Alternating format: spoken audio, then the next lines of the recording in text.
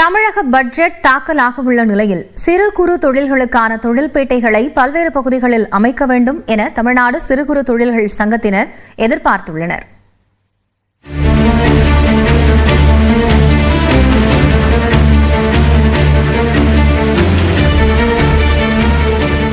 ஒட்டுமொத்த தமிழக மக்களும் எதிர்பார்த்துள்ள மாநில நிதிநிலை அறிக்கை மார்ச் 14ஆம் தேதி தாக்கல் செய்யப்பட உள்ளது. இது தொடர்பாக பல்வேறு தரப்பினரும் தங்களது கோரிக்கைகளையும் முன்வைத்து வருகின்றனர்.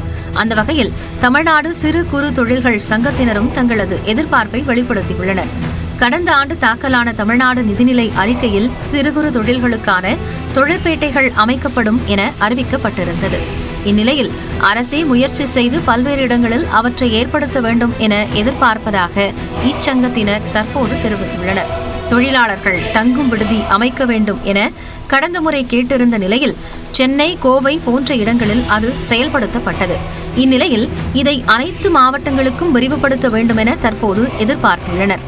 குறுந்தொழில்களுக்கோ எந்த தொழிலுக்கும் மானியங்கள் பின்தங்கிய மாவட்டங்கள் மாத்திரம்தான் கொடுத்துட்டு இருக்கிறாங்க. இங்கேயுமே பின்தங்கிய பிளாக்குகள் தான் இருக்குது. கோயம்புத்தூர்லையுமே சில இடங்களில் மாத்திரம்தான் இருக்குது. எங்கே நடத்தினாலும் இந்த குறுந்தொழில்களுக்கு மானியங்கள் இருந்தது.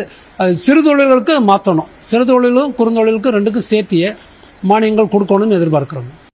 மேலும் தொழில் வரி, சொத்து வரி போன்றவற்றை முறைப்படுத்த வேண்டும் எனவும் கோரிக்கை எழுந்துள்ளது. சிறு குறு தொழில்களுக்கு இடம் வாங்குவதற்கான டாக்குமெண்ட் கட்டணத்தை குறைக்க வேண்டும் எனவும் எதிர்பார்த்துள்ளனர். சொத்து வாங்கும்போதோ இல்லை ஏதோ ஒரு இடம் வாங்கும்போது எங்களுக்கு குறுந்தொழில்களுக்கு 50%, இந்த எம்எஸ்எம்இக்கு 50% ரிடக்ஷன் இருக்குது.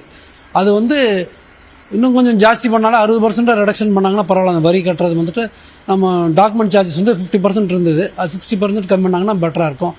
குறுந்தொழில்களுக்கு வழங்கப்பட்டு வந்த முதலீட்டு மானியங்களை மீண்டும் வழங்க வேண்டும் எனவும் கோரிக்கை எழுந்துள்ளது. அதேபோல மின் கட்டணத்திற்கு நிறைய மானியங்கள் வழங்கி சோலார் மின் உற்பத்திக்கான சலுகைகளை தர வேண்டும் என எதிர்பார்ப்பதாகவும் சிறு குறு தொழில்கள் சங்கத்தினர் தெரிவித்துள்ளனர்.